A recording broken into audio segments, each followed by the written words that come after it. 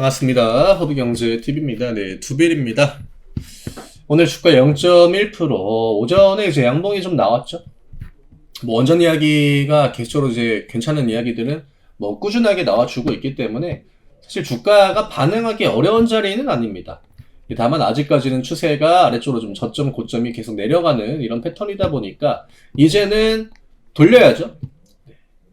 제가 이 가격대를 기준으로 이 앞 구간은 이제는 그냥 없는 구간이다 라고 생각을 하시고, 여기서부터 이 우상향의 추세를 어떻게 만들어 나가는지 이런 부분들을 좀 모니터링 해야 된다라고 이제 설명을 드렸고, 오늘 원전 이야기가 또 이제 정책 관련해 가지고 나오더라고요. 그래서 기후 장관에서 신규 원전에 대한 건설 여부를 이제 이달 절차를 좀 결정을 하겠다라고 하는데, 제가 매번 이야기 드리지만 국내에서 원전을 짓든 짓지 않든 이런 것들은 두빌한테 이렇게 크게 중요하진 않다라고 봅니다. 그리고 기대도 사실 많이 안 돼요.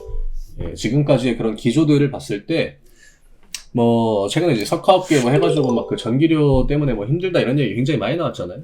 근데 그런 것들이 먹히지는 않을 것 같고, 모멘텀적인 측면에, 그러니까 주가가 반응을 하는 그런 측면에서는 국내 쪽에 이야기가 나오는 게 그러니까 안 좋은 건 아니죠. 안 좋은 건 아니지만 또 거기에 기대를 하게 되면은 그 기대감으로 주가가 올라가게 되면 뻔한 거에 또 실망 매물이 나올 수 있기 때문에 저는 그냥 애초에 기대감이 그냥 안 들어오는 게 더 나을 수도 있겠다라고 생각을 합니다. 어차피 두빌은 지금 매번 이야기 드리는 대로 국내 모멘텀을 신경을 쓸 필요까지가 없는 상황이기 때문에 이제는 두빌이 됐대. 이제 하나둘 또 반응을 하긴 하더라고요. 근데 요즘에 원전주들이 죄다 이제 좀 아래쪽에 다 붙어가지고 돌려나오는 그런 구간이다 보니까 참고할 만한 그런 데이터가 많진 않거든요. 오늘 그나마 이제 BHI 이런 종목들이 저항 라인 47,000원 저항이다라고 이제 이야기 드렸는데 여기를 하나둘 넘어오더라고요.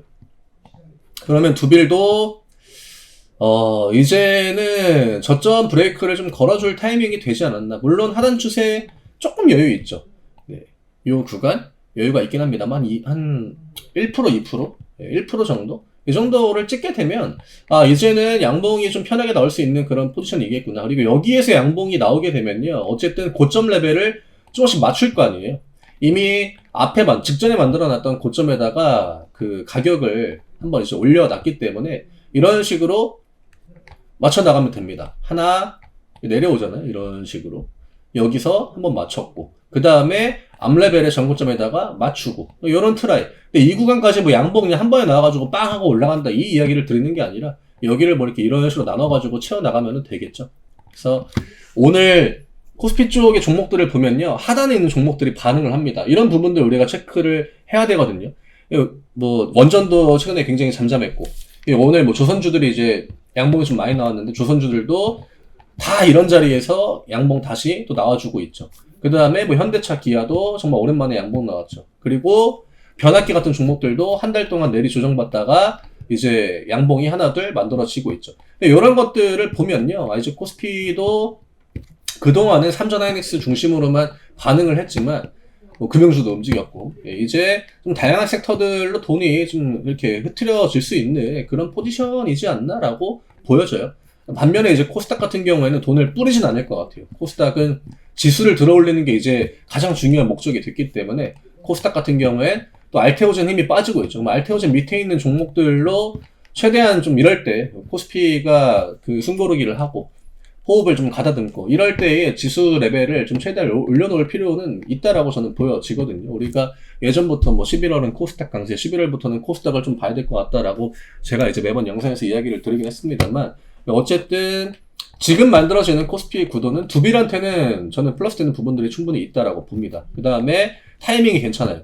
12월에 자리를 만들어 가야 됩니다. 그래야 내년으로 전환되는 그 어떤 기대감 확장 구간, 여기에서 탄력을 만들어 갈 수 있거든요. 만약에 12월도 8만원을 넘어가지 못하고 8만원 이하 구간에서 흐지부지하다가 마무리가 되게 되면 진짜 좋은 모멘텀이 만들어질 때 저항소하다가 또 끝나버리는 경우가 많이 있기 때문에 두빌은 최대한 12월 중으로 캔들 하나 두 개 남겨놓은 이런 자리까지는 좀 올라가 줘야 된다라고 하는 거죠. 그래서 82,000원이 중요하다라고 이야기를 드리는 거고, 12월 안에 82,000원을 좀 확보를 안정적으로 해 놓으면, 그러면 우리가 이제 1월, 2월 해가지고 랠리에 대한 기대감을 조금 더 키워봐도 되지 않을까.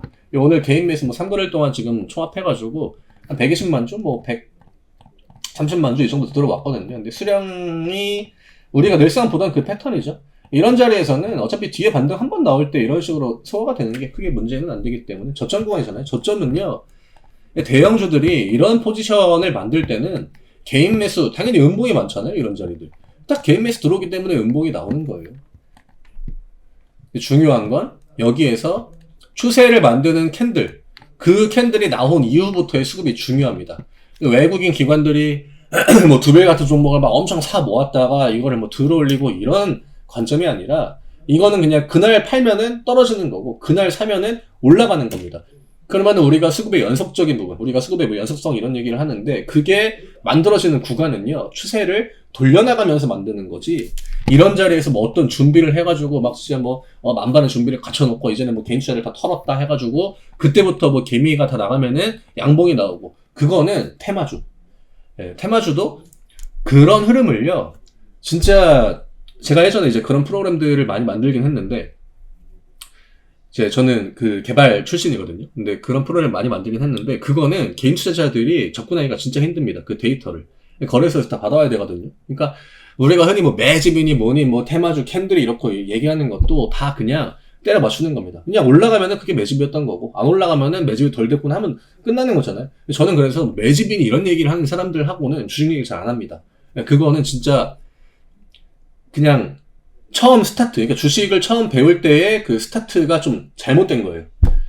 테마주들이야 뭐 당연히 매집 과정 이런 거 있죠. 예, 근데 그거를 개인 투자자들이 그냥 여기 HTC에서 나오는 이런 데이터들을 가지고 분석하기에는 굉장히 어려워요.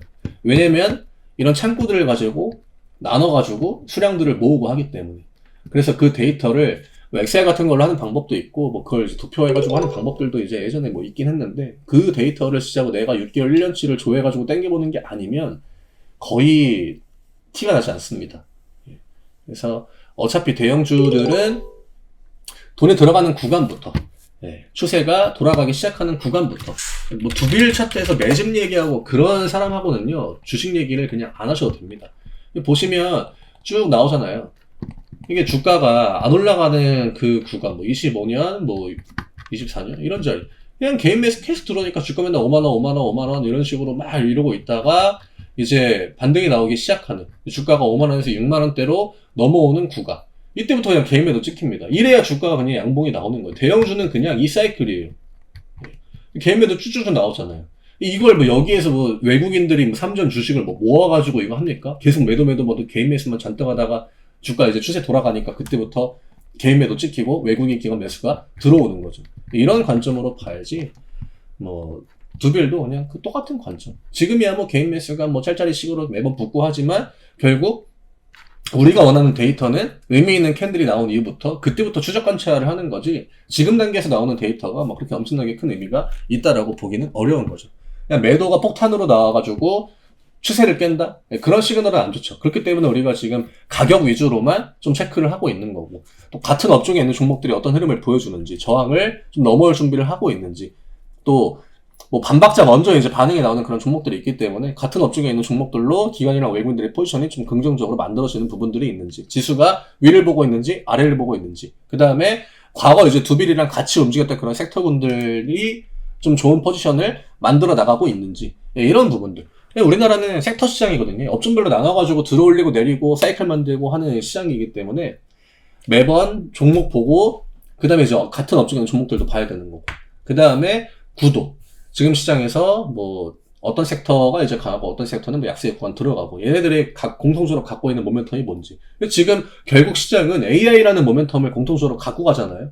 그 다음에 바이오 같은 애들이야 최근에 코스닥 지수 올려야 되는 상황이니까 그때부터 ABL 바이오 트리거 나오고 올라온 거고, 이런 식으로 정리를 해 나가면 지금 두빌은 뭐 어렵게 볼만한 그런 자리는 아니다라고 이야기 드리고 싶어요. 그리고 국내 모멘텀은 뭐 잘 되면 좋은 거고 안 돼도 그냥 그만. 두빌의 수주 잔고를 채워나가는 본격적인 그 랠리의 구간은 결국 미국 쪽에서 프로젝트들이 좀 본격화되는 그런 시기가 될 확률이 굉장히 높기 때문에 편하게 앞 구간의 고점 8만원을 넘어가는 그 흐름을 기다려 보시면 될 것 같습니다. 가격은 똑같이 보시면 될 것 같아요. 73,000원 정도. 예, 전저점을 똑같은 레벨로 맞추는 것도 지금 당장은 문제가 되진 않아요. 이런 식으로 저점 두 번째 거 받는다는 패턴이 있기 때문에. 근데 앞 구간에 만들어 놓은 이 저점을 깨버리는 거. 요거는 나오면 안 됩니다. 우리가 체크해야 되는 거는 그냥 저점을 깨는 패턴이 안 나오는 거. 그 다음에 양봉 나올 때 기관 외국인들의 수급이 연속적인 움직임을 하나 둘 보여주기 시작하는지, 예, 그쪽에 포커스를 좀 맞춰 나가면 되겠죠. 그래서 오늘 요 정도로 정리를 해드리면 될 것 같고요.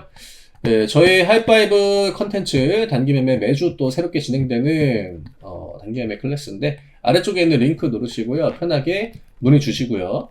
그리고 저희 텔레그램 또 들어오시면 또 요즘 같은 시장에 도움될 만한 내용들, 지금은 그냥 많이 알고 있는 사람이 많이 가져가는 그런 시장입니다. 참고할 만한 내용 자주 또 좋은 내용들로 올려드리고 있으니까 안 들어오신 분들은 들어오시면 많은 도움 될 겁니다. 저는 내일 다시 또 인사드리도록 하겠습니다. 감사합니다.